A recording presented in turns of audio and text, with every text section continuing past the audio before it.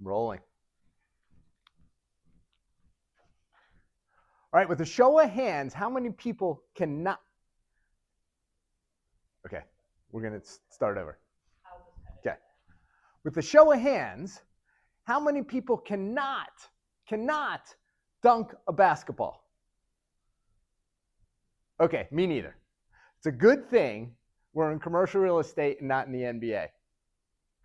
My name is Brett Hills, and for about the next 35 minutes or so, I'm going to share with you success skills that have helped me play above the rim, like Michael Jordan, and reach my goals in business and in life. And the goal for today is that a few of these skills, these success skills, will resonate with you and help you reach your goals. It is said that sports are a metaphor for life. So for today's format, we're going to pretend or imagine that it's halftime. Okay, and we came back into the locker room, and if I may, I'm going to be the coach, and you're going to be the players. And maybe it's halftime of the year for you, or maybe it's halftime of your career. And I'm going to share some success skills that hopefully will then translate to you and help you reach your goals. Does that sound good? I can't hear you. Does that sound good? Okay, great. All right. Whenever you see a pie chart and a whiteboard, it's important information. So the three components to success are knowledge, mindset, and relationships. And they're each about a third. And that's what we're going to be covering today in three sections: knowledge, relationships, and mindset. So we're going to start with knowledge. I learned very early on to surround yourself with experts. See, growing up, when we went to school and possibly universities, the curriculum was set for us. The professors and teachers were set for us. But now that we're out in the real world, we need to take responsibility for our own education. And when I say surround yourself with experts, it's like picking your own professors. And choosing your own curriculum is like picking which books you want to read. So recently I was at a fundraising golf tournament, and out of the corner of my eye, I saw Coach Nick Nurse of my beloved Philadelphia 76ers, just out of the corner of my eye. And I had to make a choice. Do I keep walking and wonder for the rest of my life what the conversation would have been like talking to Coach Nick Nurse, who won the NBA championship with the Toronto Raptors in 2019, and in doing so was awarded Coach of the Year? Well, I thought of the Wayne Gretzky quote. You've probably heard it. You miss 100% of the shots that you do not take. So I was taking the shot. So I went up to Coach Nurse, and we had a spirited conversation about the new direction of the NBA and deeper benches and quicker and faster play. And it was like a dream come true to talk to one of my favorite coaches about basketball and strategy. But then I shifted the conversation. I said, Coach Nurse, what books do you recommend? And he goes, well, I really like the Pete Carroll book on coaching. And of course, Phil Jackson's book, 11 Rings. Now, Phil Jackson was the coach of the Chicago Bulls, where he won 6 rings with Michael Jordan. Then he went on to coach the Lakers, where he won another 5 rings. So do you think maybe he has something valuable to share? So then Coach Nick Nurse said, well, these books, they're all about coaching. And I said, exactly, because guess what? Aren't we coaching ourselves every day? I mean, think about it. You get up and you look in the mirror, you're like, all right, what deal do I need to get back on track today? What problem do I need to solve? What do I need to motivate myself to do that I've been procrastinating on that I don't want to do? What relationship do I need to mend? So constantly we're coaching each other. So yes, I want to learn how you learn, Coach Nurse. I want to learn from Phil Jackson. All right, so talking about knowledge and creating your own curriculum, I'm going to ask a question here. Give some thought. How many pages a day do you need to read to finish 25 books in a year?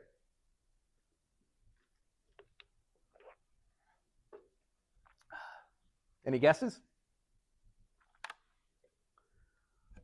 20.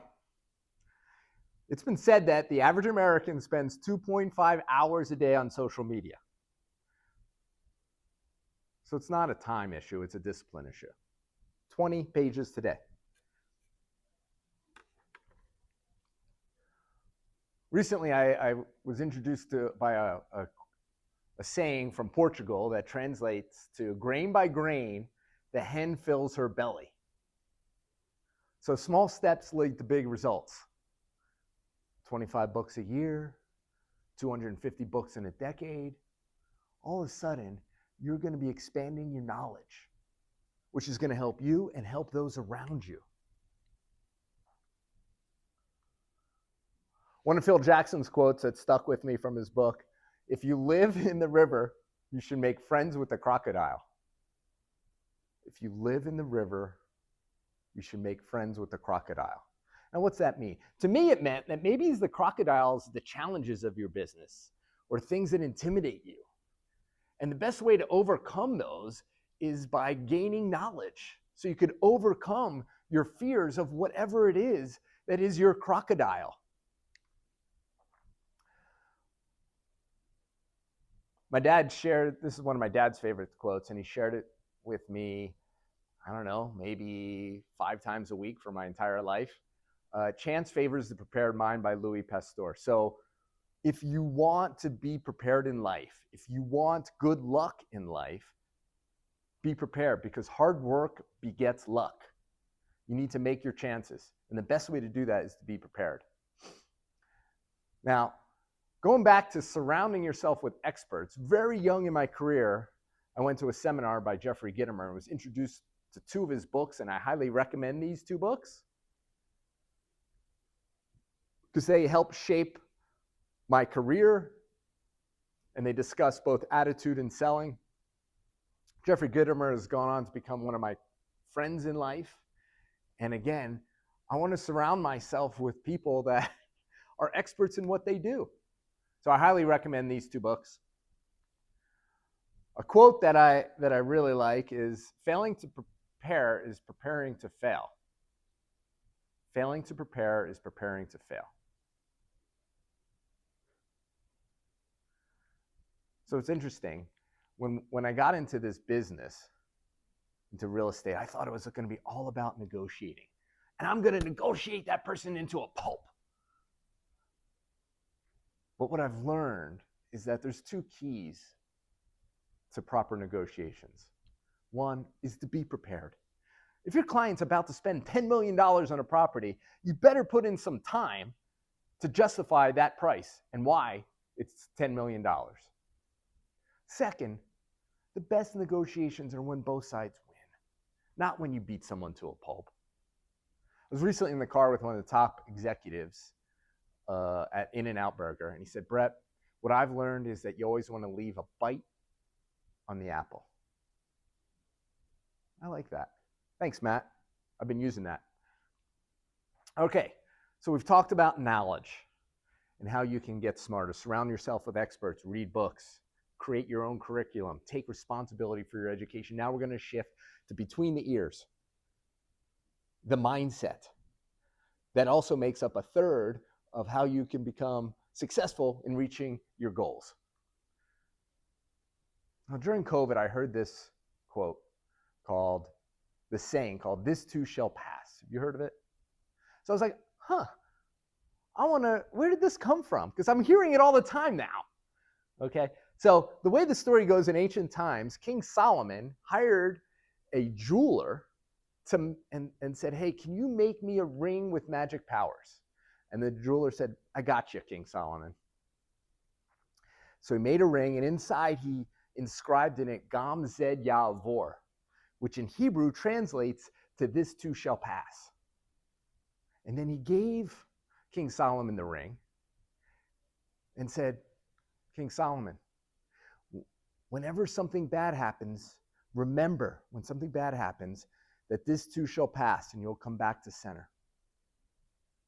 But then what he said next is something I never realized before. He said, and also, King Solomon, remember, when something really good happens, Remember, this too shall pass, and always stay centered.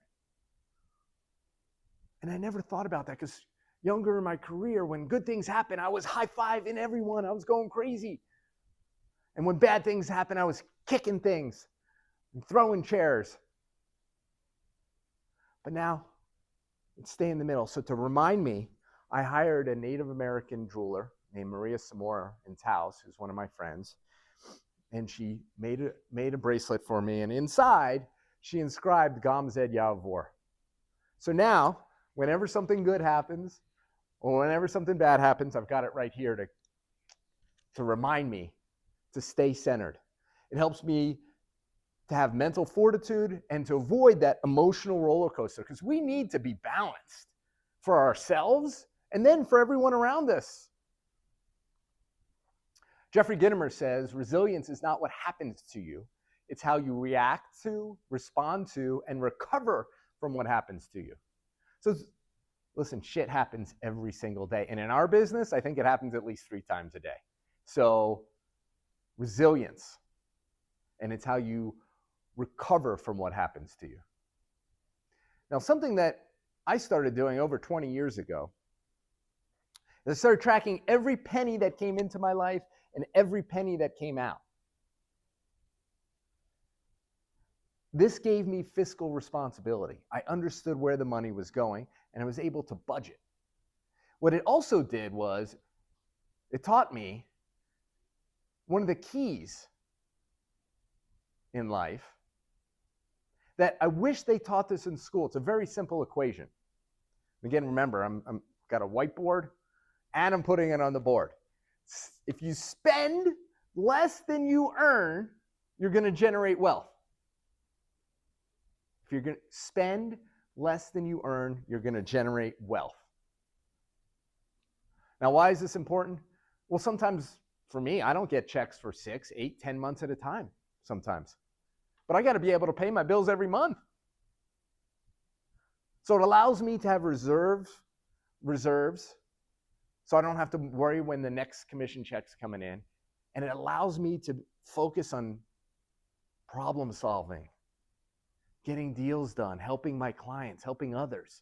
I'm not worried about when is the next check going to come in. It's a really important lesson. Okay, talking about between the ears, also attitude and enthusiasm. I think of attitude as like a sail on a boat. You set your attitude. It's something that's with you all the time, and it helps set your course.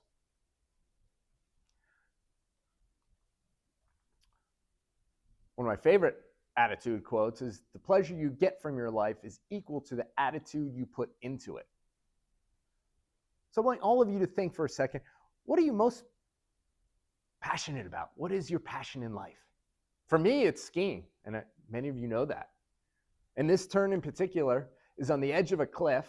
I've been studying it for 30 years, and I've skied it twice.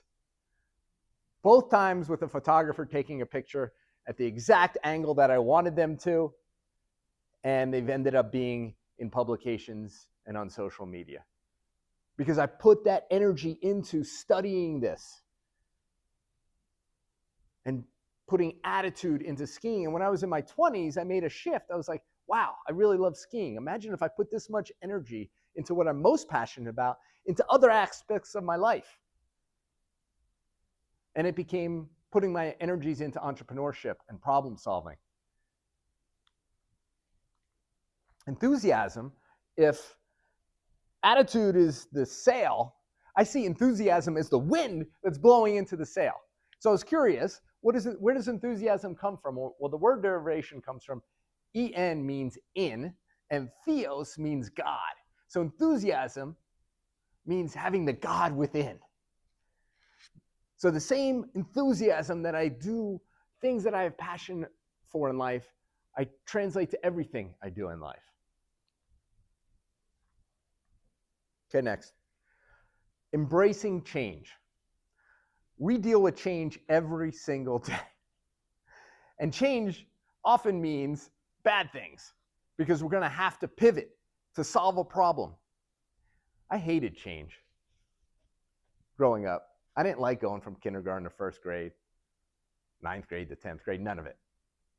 I don't like change. Now I see as embracing change leads to opportunity. Embracing change leads to growth and opportunity. On the screen here, we have a lobster. And one of the stories that helped me embrace change is a story about lobstering. And the way it goes is when a lobster gets to a certain size, it gets too big for its shell. So it has to shed its shell. And for a few days, it's vulnerable to injury and attack. But then it grows a new shell that's bigger and stronger. So whenever our change comes, I think about, okay, this is an opportunity to grow, to get a bigger shell, to become stronger.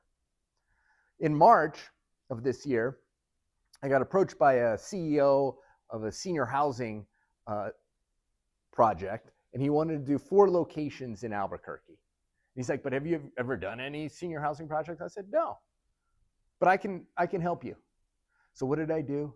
I took a crash course and found out everything I could on senior housing. How much it costs to build? How many doors do they do? How much do they charge? What type of locations are they looking for? What needs to be around a senior housing facility to make them successful? So then I had an informal interview with the CEO, and there was a pause in the action. I was like, okay, I'm going to start asking some questions. So I asked him how he got into business, what he likes best about it. And they said, hey, where'd you grow up? And he goes, Philadelphia. Turns out he grew up one town over from where I grew up. So as we're approaching the end, I knew that I could say 2 words to win the account. That's right. Go Birds. And then Phil Jackson in his book says, growth is the key to sustained success. Growth is the key to sustained success. This guy won 11 rings as a coach. I don't know about you, but I believe him. Another quote in his book, fall down 7 times, stand up 8. I think that happens like in 2 days in our business. But we don't fall down, we get kicked down. But it's all about getting back up.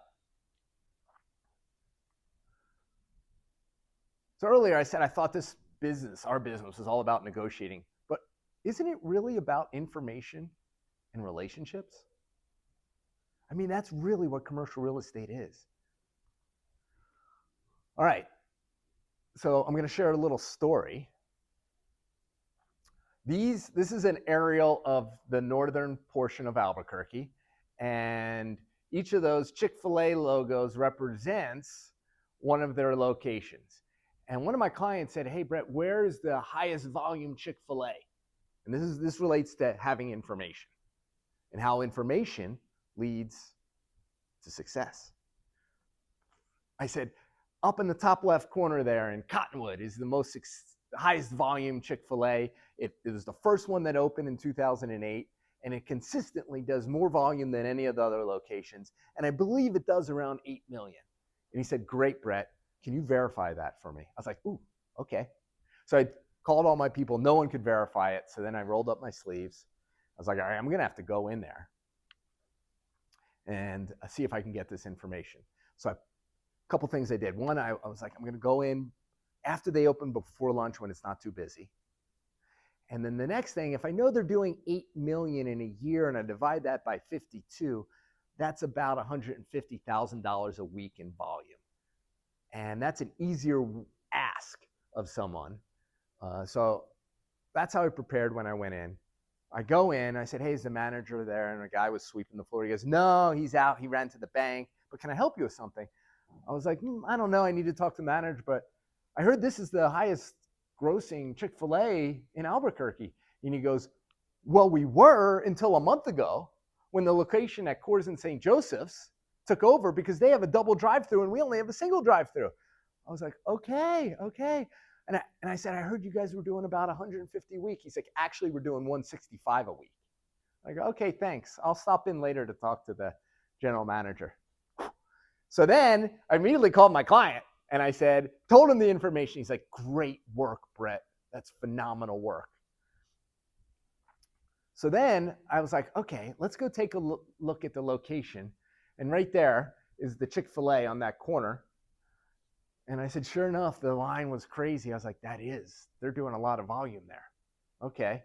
And then I saw all this dirt next to it. And I was like, I think my client used to have that under contract. So I called my client. I said, hey, didn't you have that dirt under contract? He's like, yeah. I go, put it under contract again. I'm going to bring you more deals. We're going to close this. He said, okay. Because this is what I had visioned. More pad sites, fronting cores, an anchor tenant. I was like, we're going to crush this. And he had faith in me. I was able to tell him the story about how it was the #1 Chick-fil-A. And as many of you know, this has become one of my more successful projects in Albuquerque. And it all led to me going in and finding out what the volume at another location was. Now, also remember to have fun. Okay, so what I did was I went to this dirt corner and I said, you know what? I think I could get a Raising Cane's to go on the hard corner right next to the Chick-fil-A because they like to go head to head. So what did I do? I went and I buried a chicken finger in the dirt right on the hard corner where I was, and I told the owner, I'm going to bury a chicken finger and then I'm going to bring you a deal with Raising Cane's. And sure enough, 2 years later, I got a Raising Cane's deal and we set the market for one of the highest ground lease rates in New Mexico. So make sure to have fun too. Bury a chicken finger. Okay. In basketball, there's a slang term for an easier uncontested shot that usually a layup or dunk, and it's called a bunny. And it's all business and basketball and life is all about making the bunnies. Make sure you can make the uncontested shot, the shots that you're supposed to make. I did some research, and last year in the NBA in the 24-25 season, the average margin of victory was 4.5 points. And I can guarantee you in every game, there was at least 2 or 3 or 4 missed uncontested shots where people missed the bunnies. So listen, it's really hard to hit a mid-court logo 3. That you can't do that all the time, but you should be able to make the bunnies. Make the layups. So what are some of the layups in our business? They're fundamentals. Return an email or a voicemail within 1 business day. Recently, I was talking to another broker and another brokerage. Well, we're competitors, but we get along. And he goes, Brett, I could always count on you for returning voicemails and emails within 1 day. And I really appreciate that about you. That's my competitor saying that to me. Another, document everything. Be organized and document everything you do in your business. Last month, I got a call from a developer who I was doing deals with in 2013 and 2017, and now he's being taken to court by another broker who felt like that they were entitled to a fee on those deals. And I needed to show documentation that that broker wasn't involved. Within 5 minutes, I had the letters of intents, the lease drafts, and the email correspondence. Make sure you can do the same. And finally, attachments.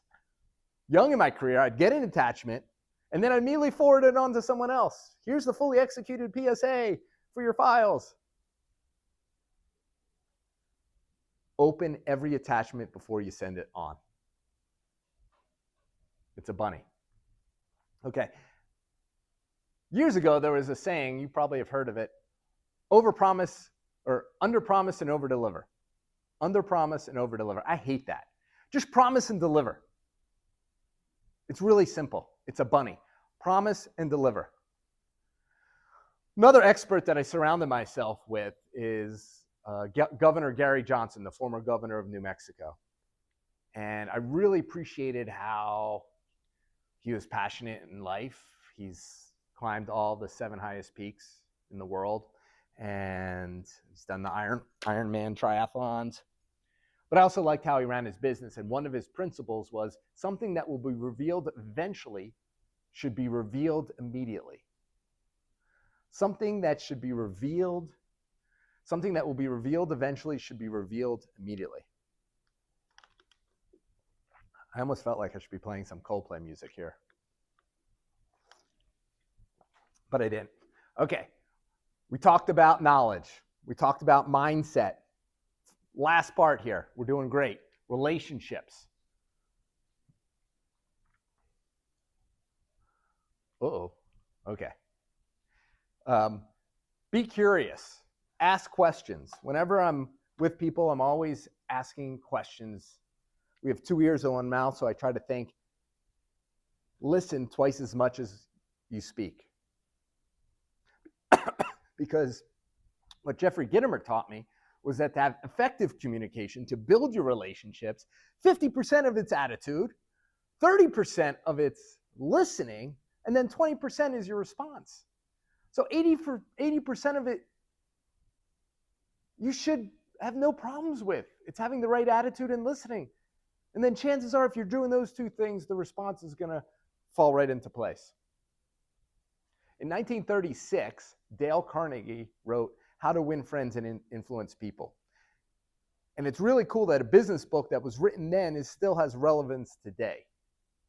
And in that book, one of my favorite sayings that he says, people do business with people they know, like, and trust. Know, like, and trust.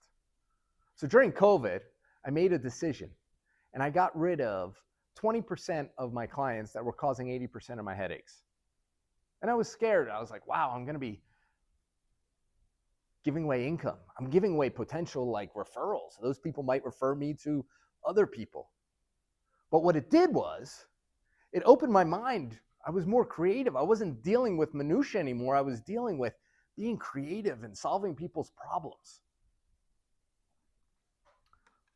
Now, we've done a lot today, and now I'm going to share with you how you can implement this, and I'm going to use one of my favorite Philadelphia athletes, Tyrese Maxey.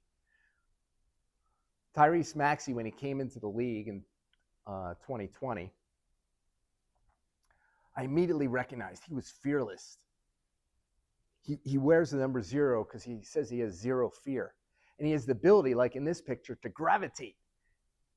While other defenders are going down, he's still going up, and he's able to shoot over them. He's electric to watch on the court, but what really impressed me about Tyrese Maxey was what he was doing off the court. With his foundation and giving back to his communities, and also what he was doing to make himself better.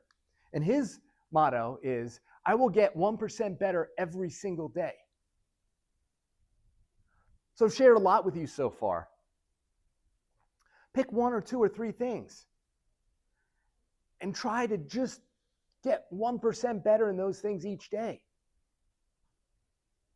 Because success doesn't happen one day, it happens day by day.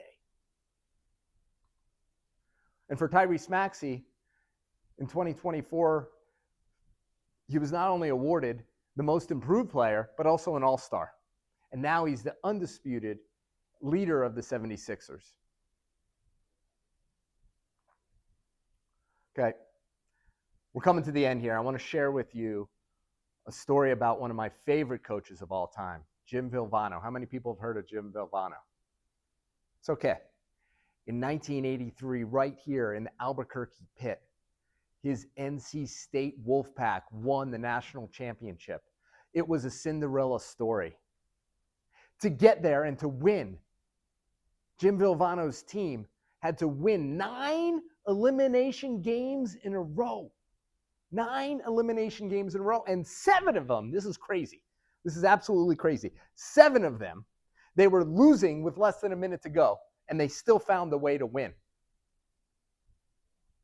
If you've got an hour and 41 minutes, I highly recommend you watch the 2013 documentary, Survive and Advance.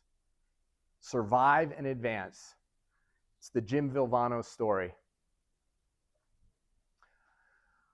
So I didn't see this game, but 10 years later, I was scrolling and came across the ESPY Awards, where Jim Valvano is being awarded an ESPY. And in that speech, he said, if you laugh, if you think, and you cry, that's a full day. That's a heck of a day. You do that 7 days a week, and you're going to have something special. And when you think about it, laughter has been said to be the shortest distance between two people. So always try to make a connection with people. You might not make them laugh, but find that connection. Go Birds. Think. They say that contemplation is the highest form of brain activity. So think. And then cry, whether it's tears of joy and happiness or tears of sadness. And what's so profound is that Jim Valvano died shortly after giving this speech. He had terminal cancer. He barely could walk up on the stage. But that's what makes his story even more powerful.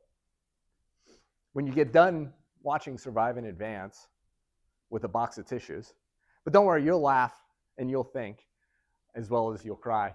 Also, go on YouTube and punch in Jim Valvano SB speech. It's 14 minutes of just pure gold, pure gold.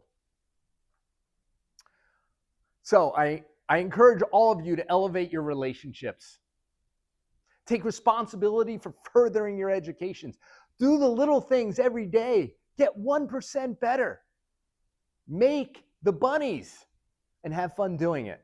And in doing so, you'll be able to slam dunk the game of life. Okay, on 3, we're going to break the huddle with skills. On 3. 1, 2, 3. Skills! Thank you. And as a side note, I can't dunk, but when I was in Argentina, I found a basketball rim, and with the help of my skis, I was able to at least hang on the rim. So thank you.